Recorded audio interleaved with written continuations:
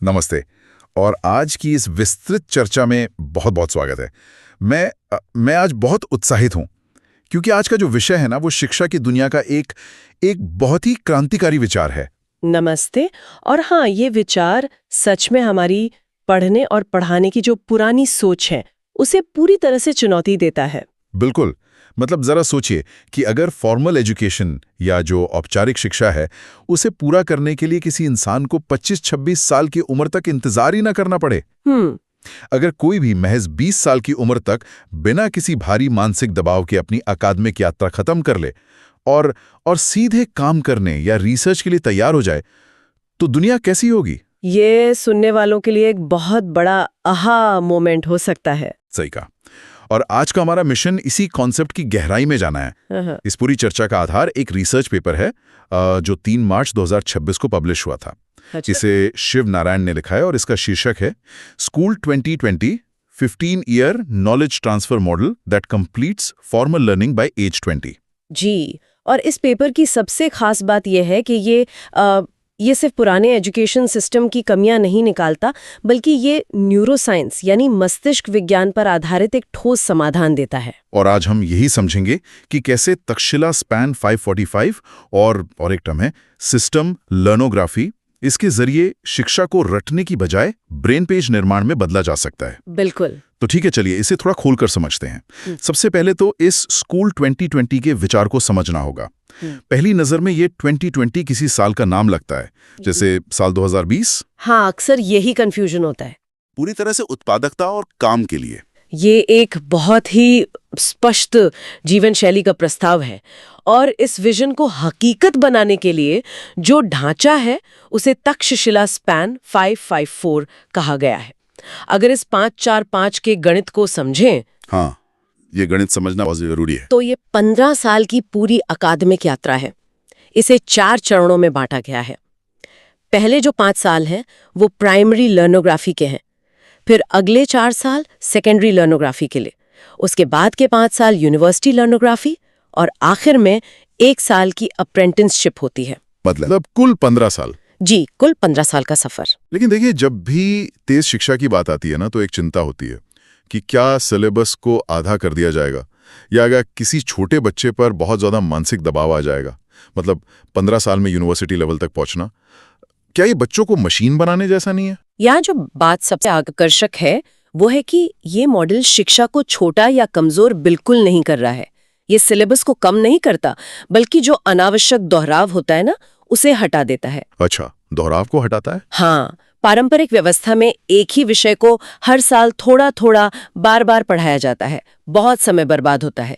ये मॉडल उस बर्बादी को रोककर शिक्षा को सीधे इंसान के दिमाग के जैविक विकास के साथ जोड़ता है। यहाँ बात सच में बहुत दिलचस्प हो जाती है क्योंकि शिक्षा को दिमाग के विकास की गति के साथ जोड़ने का जो ये विचार है वो बहुत तार्किक है। अक्सर ऐसा लगता है कि हम बच्चों को उनके दिमाग की क्षमता के खिलाफ जाकर चीजें रटवा रहे हैं। बिल्कुल सही कहा। तो ये जानना हैरानी भरा है कि ये जो 445 मॉडल हैं, जो पूरी तरह से बायोलॉजिकल अलाइनमेंट पर आधारित है, ये असल में काम कैसे करता है? इसे न्यूरोसाइंस के नजरिए से समझना होगा। हर चरण दिमाग के एक खास हिस्से के विकास से जुड़ा है। जैसे पहले 5 साल यानी कि प्राइमरी स्टेज, इसे रिसर्च पेपर में मोटर लर्नोग्राफी कहा गया है।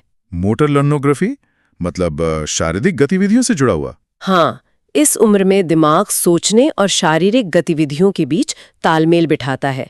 इसलिए यहाँ चुपचाप बैठकर सुनने की बजाय लिखने, चित्र बनाने और हाथों के इस्तेमाल पर जोर है। संज्ञानात्मक और मोटर समन्वय यहीं से शुरू होता है। तो मतलब बच्चा एक मूक श्रोता नहीं है, उसका पूरा शरीर सीखने में शामिल है। ये तो हुई शुरुआती सालों की बात। लेकिन इसके बाद के जो 4 साल हैं सेकेंडरी लर्नोग्राफी, उसमें क्या होता है? स्रोत में इसके लिए एक शब्द है बेसल लर्नोग्राफी। इसका क्या मतलब है? अगर इसे आसान भाषा में बताऊं तो बेसल का मतलब है बुनियादी ढांचा या आधार, जैसे किसी बड़ी इमारत की नींव। इन 4 सालों में बच्चे के दिमाग में तर्क और भाषा की गहरी नींव रखी जाती है। न्यूरोसाइंस के मुताबिक इस उम्र में दिमाग तर्क करने और सवालों के जवाब ढूंढने के लिए सबसे ज्यादा तैयार होता है। यहाँ बच्चा सिर्फ तथ्य नहीं रटता, बल्कि वैज्ञानिक स्पष्टता विकसित करता है, भाषा की सटीकता सीखता है। ये सुनकर लगता है कि हम बच्चों की तर्क करने की क्षमता को काफी कम आंकते हैं पुरानी व्यवस्था में। और इसके बाद जो 5 साल का यूनिवर्सिटी स्टेज है, जिसे सेरेबेलर लर्नोग्राफी कहा गया है, स्रोत के अनुसार यहाँ छात्र हाई स्पीड नॉलेज मॉड्यूलेशन सीखते हैं। ये तो किसी कंप्यूटर टर्म जैसा लगता है। ये तुलना काफी हद तक सही है। हाई स्पीड नॉलेज मॉड्यूलेशन का मतलब है अलग अलग विषयों के ज्ञान को तेजी से आपस में जोड़ने की क्षमता, जिसे हम इंटरडिसिप्लिनरी सोच कहते हैं। अच्छा, तो जब बेसल स्टेज में नींव बन गई, हाँ, तो अब सेरेबेलर स्टेज में दिमाग जानकारी को तेजी से प्रोसेस करता है। छात्र अब केवल पढ़ नहीं रहे हैं, वे नई थ्योरी बना रहे हैं, रिसर्च के लेवल तक जा रहे हैं। और फिर इस पूरे 5-4-5 के सफर के बाद आखिर में जो 1 साल बचता है, वो आखिरी 1 साल अप्रेंटिसशिप का है, जहां इस सारे सैद्धांतिक ज्ञान को असल दुनिया के कौशल में यानी वर्कफोर्स कैपेबिलिटी में बदला जाता है। किशोरावस्था का आखिरी दौर नई चीजें सीखने का सबसे बेहतरीन समय होता है। तो ये मॉडल उस जैविक ऊर्जा का सही दिशा में इस्तेमाल करता है ताकि 20 की उम्र तक इंसान एक प्रोफेशनल बन सके।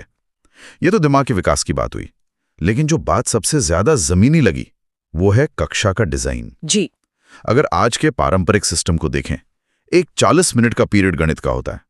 बच्चा गणित में डूबना शुरू ही करता है कि अचानक घंटी बज जाती है और दूसरा विषय शुरू हो जाता है। हाँ, और इतिहास शुरू। ये तो ऐसा है जैसे एक साथ 4 अलग अलग फिल्में चल रही हों और हर 10 मिनट में चैनल बदल दिया जाए। ध्यान तो टूटेगा ही। अगर हम इसे व्यापक संदर्भ से जोड़कर देखें तो ये 40 मिनट वाली व्यवस्था दरअसल बहुत भारी कॉग्निटिव ओवरलोड पैदा करती है। मानसिक थकान, दिमाग को बार बार एक विषय से दूसरे पर स्विच करने में ऊर्जा लगती है। सही बात है। ये एक औद्योगिक युग का मॉडल है जो अब पुराना पड़ चुका है। रिसर्च पेपर में इसका विकल्प दिया गया है, 1 day 1 book approach. 1 day 1 book मतलब एक दिन में एक ही किताब। हाँ, छात्र हर दिन सिर्फ एक विषय की किताब पर गहराई से काम करते हैं। वे दिन भर अलग अलग विषयों के बीच भागदौड़ नहीं करते।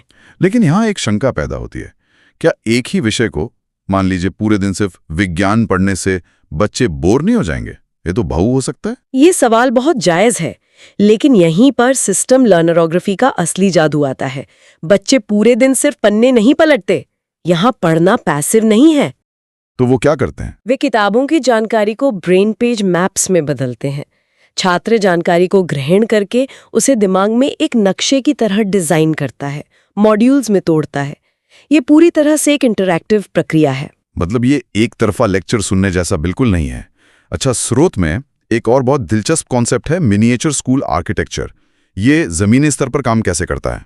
पारंपरिक स्कूलों में सारा नियंत्रण शिक्षक के पास होता है, छात्र सुनते हैं, लेकिन मिनिएचर स्कूल डिजाइन में पूरी कक्षा को छोटे छोटे समूहों में बांट देते हैं, जो खुद एक छोटे स्कूल की तरह काम करते हैं। अच्छा, इसमें लीडरशिप बंटी हुई होती है। हर छात्र का अपना रोल होता है। कोई मॉडल लर्नर होता है जो सीखने का उदाहरण पेश करता है, कोई सिस्टम मॉड्यूलेटर होता है जो प्रक्रिया को चलाता है, और एक फीस सुपीरियर भी होता है ना? बिल्कुल, जो अपने समूह का मार्गदर्शन करता है। ये तो ऐसा है जैसे बच्चे खुद ही एक पूरा सिस्टम चला रहे हैं, वे एक छोटी सी संस्था के संचालक बन गए। यही इसका उद्देश्य है। इससे टीम वर्क, कम्युनिकेशन और नेतृत्व जैसी सॉफ्ट स्किल्स को अलग से पढ़ाने की जरूरत ही नहीं पड़ती। ये उनके व्यक्तित्व का हिस्सा बन जाती हैं। लेकिन एक सवाल और है, अगर पारंपरिक परीक्षा नहीं है तो कैसे पता चलेगा कि उन्होंने सच में कुछ सीखा है? रिसर्च पेपर में GOT यानी गोल ओरिएंटेड टास्क ऑपरेशन का जिक्र है। ये कैसे काम करता है? ये मूल्यांकन का एक बेहद पारदर्शी और रियल टाइम तरीका है। पारंपरिक परीक्षा में बच्चा पर्चे पर उत्तर लिखकर पास हो जाता है और फिर भूल जाता है, लेकिन GOT में उसे तुरंत साबित करना होता है। हाँ, मान लीजिए कोई कॉन्सेप्ट है तो एक छात्र बोर्ड के पास जाकर एक असली सिस्टम मॉड्यूलेटर की तरह पूरे क्लास को समझाता है। अगर वो बिना अटके समझा ले गया और सही मॉड्यूल तैयार कर दिया तो मतलब उसने सीख लिया है। ये तो कमाल है, रटने की कोई जगह ही नहीं बची और परीक्षाओं का डर भी खत्म। अब इस पूरी चर्चा में एक बात जो बहुत ही खास है वो है इस आधुनिक विज्ञान का प्राचीन इतिहास से जुड़ाव। जी, ये रिसर्च पेपर इस न्यूरोसाइंस आधारित 545 मॉडल का कनेक्शन सीधे प्राचीन भारत के गुरुकुल और तक्षशिला परंपरा से जोड़ता है। ये जुड़ाव बताता है कि हमारे पूर्वज शिक्षा के जैविक विज्ञान को कितनी अच्छी तरह समझते थे। प्राचीन तक्षशिला के मॉडल में भी शिक्षा उबाऊ नहीं थी।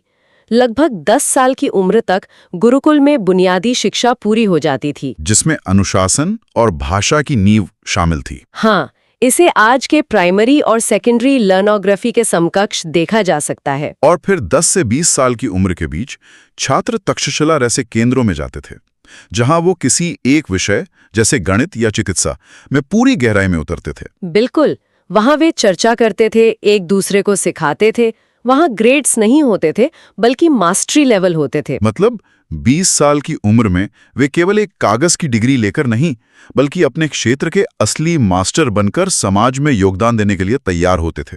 और आधुनिक 545 मॉडल ठीक इसी फिलॉसफी को आज के न्यूरो साइंस के साथ वापस ला रहा है। ये बस जल्दबाजी में शिक्षा खत्म करने की बात नहीं कर रहा, बल्कि सीखने को इतना व्यवस्थित कर रहा है कि मास्टरी अपने आप आ जाए। तो इस सब का क्या मतलब है?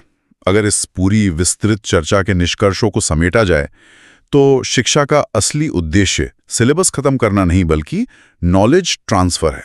सही बात है। ये मॉडल छात्रों को पैसिव श्रोताओं से नॉलेज ट्रांसफॉर्मर में बदल देता है, जहां वे ज्ञान का खुद निर्माण करते हैं। आज के समय में जब इंफॉर्मेशन ओवरलोड एक बहुत बड़ी समस्या है, तो ये विचार एक नई राह दिखाता है। सही स्ट्रक्चर से, जैसे वन डे वन बुक, इस सूचनाओं के बोझ से बचा जा सकता है। ये सिर्फ स्कूल के लिए नहीं, बल्कि हर इंसान के लिए एक बड़ा सबक है जो कुछ नया सीखना चाहता है। गहराई और सही व्यवस्था जरूरी है। लेकिन इससे एक अहम सवाल उठता है, जो समाज और मनोविज्ञान से जुड़ा है। वो क्या? अगर ये स्कूल 2020 मॉडल पूरी तरह लागू हो जाए और बच्चे महज 14 या 15 साल की उम्र में ही मिनिएचर स्कूलों के लीडर बनकर सिस्टम मॉड्यूलेटर के रूप में इतनी जटिल जिम्मेदारियां संभालने लगें, तो बचपन और टीनेज रिबेलियन की जो हमारी पारंपरिक समझ है, उसका क्या होगा? क्या इतनी छोटी उम्र में ये जिम्मेदारी उन्हें समय से पहले परिपक्व बना देगी, या ये उनके मानसिक विकास का सबसे स्वाभाविक और संतुलित रूप होगा? ये सच में गहराई से सोचने पर मजबूर करने वाला विचार है। क्या अब तक बच्चों की वास्तविक क्षमताओं को सिर्फ इसलिए कम आंका जाता रहा है क्योंकि हमारा सिस्टम ही उन्हें बड़ा होने का मौका नहीं देता? ये एक ऐसा सवाल है जिस पर हर किसी को मंथन करना चाहिए। बिल्कुल। आज की इस विस्तृत चर्चा में शामिल होने के लिए बहुत बहुत धन्यवाद। मिलते हैं अगली बार एक और नए और रोमांचक विषय के साथ।